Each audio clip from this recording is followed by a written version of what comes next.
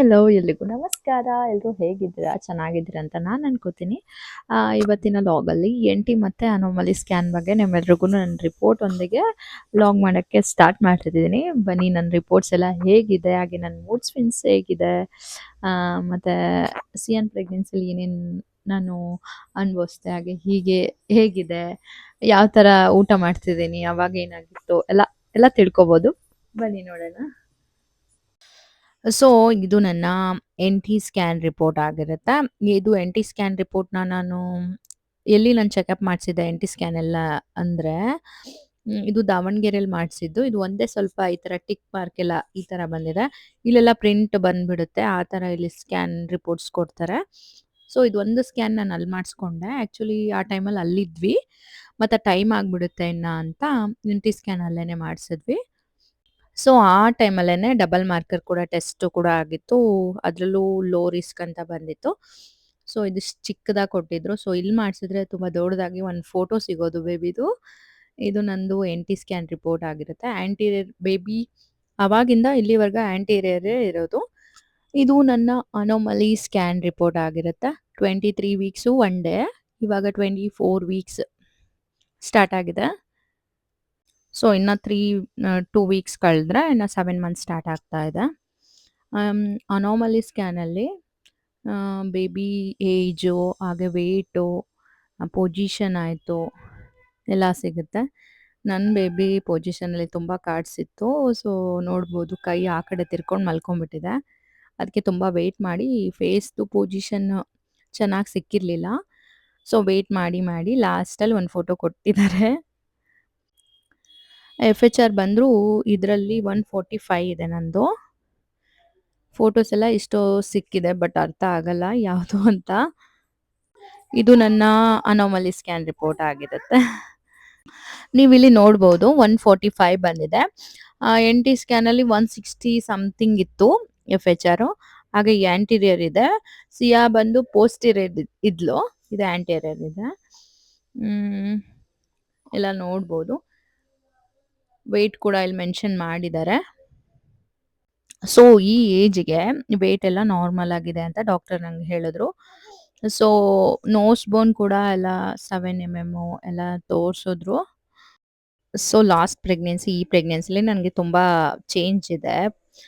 ಮಗುನು ನೋಡೋಕ್ಕೆ ಸ್ವಲ್ಪ ಚೇಂಜ್ ಅನಿಸುತ್ತೆ, ಬಟ್ ಹುಡುಗಿನೇ ಆಗ್ಬೋದು ಅಂತ ಐ ಹೋಪ್ ಅನಿಸ್ತಾ ಇದೆ ನನಗೆ ಯಾಕೋ. ಬಟ್ ಆದರೆ ಖುಷಿನೇ. ಬಟ್ ಗಂಡೇ ಬೇಕು ಅಂತ ಏನೂ ಇಲ್ಲ. ಇನ್ನು ಮೂಡ್ ಸ್ವಿಂಗ್ಸ್ ಅಂದರೆ ತುಂಬಾ ಚೇಂಜ್ ಆಗುತ್ತೆ. ಫಸ್ಟ್ ಪ್ರೆಗ್ನೆನ್ಸಿ ನನಗೆ ಈ ಪ್ರೆಗ್ನೆನ್ಸಿಲಿ ತುಂಬ ಚೇಂಜ್ ಆಗ್ತಾ ಇದೆ. ಆ್ಯಕ್ಚುಲಿ ವಾಮಿಟಿಂಗ್ ಸಿ-ಎನ್ ಪ್ರೆಗ್ನೆನ್ಸಿಲಿ 1 ಡೇ ಕೂಡ ವಾಮಿಟಿಂಗ್ ಇರಲಿಲ್ಲ. ಈ ಪ್ರೆಗ್ನೆನ್ಸಿಲಿ 6 ಮಂತ್ಸ್ ವಾಮಿಟಿಂಗ್ ಆಯಿತು. ಸೊ ನನಗೆ ಇವಾಗ ಇನ್ನೇನು 10 ಡೇಸ್ ಕಳೆದ್ರೆ ಇನ್ನು 7 ಮಂತ್ ಸ್ಟಾರ್ಟ್ ಆಗ್ತಿದೆ. ಸೊ ಇವಾಗ ಸ್ಟಾಪ್ ಆಯಿತು, ಇನ್ನು 1 ವೀಕ್ ಆಯಿತು, ಇವಾಗ ಸ್ಟಾಪ್ ಆಗಿದೆ. ಸ್ಟಾರ್ಟಿಂಗಲ್ಲಿ 3 ಟೈಮ್ಸು ಆಗ್ತಾ ಇತ್ತು.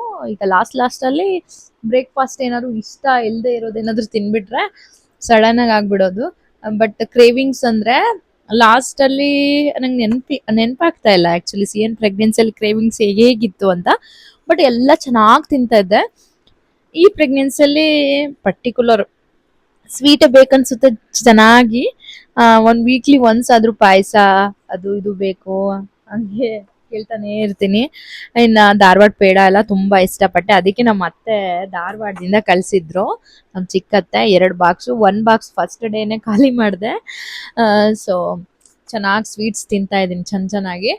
ಇವಾಗ ನನಗೆ ವೆಯ್ಟ್ ಗೇನ್ ಕೂಡ ಆಗಿಲ್ಲ. ಈ ಪ್ರೆಗ್ನೆನ್ಸಿಯಲ್ಲಿ ನನಗೆ ವೆಯ್ಟ್ ಗೇನ್ ಕೂಡ ಆಗಿಲ್ಲ. ವೆಯ್ಟ್ ಲಾಸ್ ಆಗಿತ್ತು ಸ್ಟಾರ್ಟಿಂಗಲ್ಲಿ. ಇವಾಗ ಒಂದು 2.5 kg ಗೇನ್ ಆಗಿದೆ ಈ 6 ಮಂತಲ್ಲಿ. ಅದು ಈಗ ಸ್ಟಾರ್ಟ್ ಆಗಿರೋದು ವೆಯ್ಟ್ ಗೇನ್ ಆಗೋಕ್ಕೆ. ಮಗು ಬಂದು ನನಗೆ ಚೆನ್ನಾಗಿ ನೆನಪಿದೆ, ರೈಟ್ ಸೈಡಲ್ಲಿ ಮೂಮೆಂಟ್ಸ್ ಜಾಸ್ತಿ ಮಾಡ್ತಾ ಇತ್ತು, ಇದು ಲೆಫ್ಟ್ ಸೈಡಲ್ಲಿ ಮೂಮೆಂಟ್ಸ್ ಜಾಸ್ತಿ ಮಾಡ್ತಾ ಇದೆ. ಹಾಗಂತ ನನಗೆ ಬಾಯ್ ಬೇಕು ಅಂತ ಏನಿಲ್ಲ, ಗರ್ಲ್ ಆದ್ರೂ ಖುಷಿನೇ ಆ್ಯಕ್ಚುಲಿ. ಇವಾಗ ನೋಡ್ತಿರೋ ಪ್ರಕಾರ ನನಗೆ ಗರ್ಲ್ ಆದ್ರೇ ಬೆಸ್ಟ್ ಅಪ್ಪ ಅಂತ ಅನಿಸ್ತಾ ಇರೋದು. ನಿಮ್ಗೆ ಹೇಗೆ ಅನಿಸುತ್ತೆ? ನನಗೆ ಯಾವ ಮಗು ಆಗ್ಬೋದು ಅಂತ ನಿಮ್ಗೆಲ್ರಿಗೂ ಅನಿಸ್ತಾ ಇದೆ?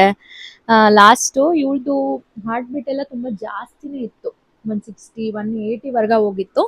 ಇದು ಹಾರ್ಟ್ ಬೀಟ್ ಕೂಡ ಕಡಿಮೆ ಇದೆ. ಬಟ್ ಎಕ್ಸ್ಪೆಕ್ಟ್ ಮಾಡ್ತಾ ಇಲ್ಲ ಬಾಯ್ ಬೇಕು ಅಂತ. ಯಾವುದಾದ್ರೂ ನಂಗೆ ಸಖತ್ ಖುಷಿ.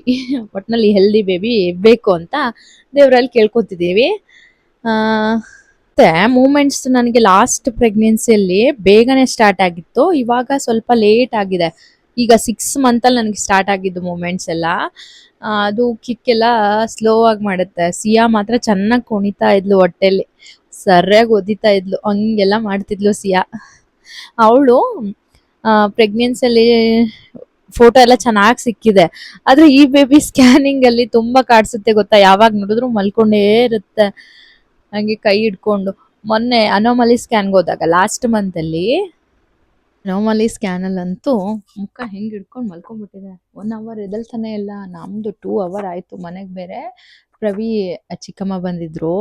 ಸೊ ಇವ್ದು ಬೇರೆ ಕಾಡಿಸ್ತಾ ಇದೆ ಸ್ಕ್ಯಾನಿಂಗ್ ಅಲ್ಲಿ. ಸಿಗ್ತಾನೆ ಇಲ್ಲ ಪೊಸಿಷನ್ನು. ತುಂಬಾ ವೇಟ್ ಮಾಡಿದ್ವಿ 2 ಅವರ್ಸ್. ಯಾವ ತರ ಅಂದ್ರೆ ನನಗಂತೂ ಸಿಕ್ಕಾಪಟ್ಟೆ ನಗು ಬಂದ್ಬಿಟ್ಟಿತ್ತು. ಹಿಂಗ್ ಹಿಡ್ಕೊಂಡು ಮಲ್ಕೊಂಡ್ಬಿಟ್ಟಿದೆ ಅವ್ರ ಅಪ್ಪ ಅಂತ. ತೋರಿಸ್ತೀನಿ ಇಲ್ಲಿ ನೋಡಿ ಯಾವ ತರ ಮಲ್ಕೊಂಡಿದೆ ಅಂತ. ಕಾಣಿಸುತ್ತೆ ಅಂತ ಅನ್ಕೊಂತೀನಿ. 2 ಅವರ್ಸ್ ಆದ್ಮೇಲೆ ಪೊಸಿಷನ್ ಸಿಕ್ತು. ಸೊ ಆಮೇಲೆ ಫೇಸ್ ಪೊಸಿಷನ್ ಲಾಸ್ಟ್ ಅಲ್ಲಿ ಕೊಟ್ರು. ಇವಾಗ 15 ಡೇಸ್ಗೆನೆ ಬರಕ್ ಹೇಳ್ತಿದ್ದಾರೆ. ಸೊ ನನಗೆ ಏನಾದರೂ ಪ್ರಾಬ್ಲಮ್ ಇದೆನಾ ಅದಕ್ಕೆ ಹೇಳ್ತಾರ 15 ಡೇಸ್ಗೆಲ್ಲ ಬರಕ್ಕೆ, ಹಿಂಗೆಲ್ಲ ಅನ್ಕೊಂಡ್ ಭಯ ಆಗ್ಬಿಟ್ಟಿತ್ತು ಮೊನ್ನೆ ಫೀಟಲ್ ಎಕೋ ಸ್ಕ್ಯಾನ್ ಹೇಳಿದಾಗ. ಸೊ ತುಂಬಾ ಭಯ ಪಡ್ತಾ ಇದ್ದೆ. ಸೊ ಎಲ್ಲ ನಾರ್ಮಲ್ ಆಗಿದೆ. ಹಿಂಗೆ ಹೋಗ್ತಾ ಇದೆ ಡೈಲಿ.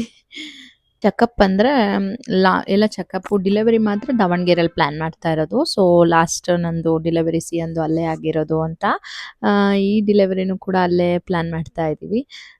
ಇಲ್ಲಿ ಕಾಂಗ್ರೋ ಕೇರಲ್ಲಿ ಇರೋ ಡಾಕ್ಟರ್ನ ನಾನು ತೋರಿಸ್ತಾ ಇರೋದು, ಶಶಿಕಲಾ ಅಂತ, ವಿಜಯನಗರದಲ್ಲಿ. ಇನ್ನ 3 ಮಂತ್ಸ್ಗೆನೆ ಪಾಪು ಬಂದ್ಬಿಡುತ್ತೆ.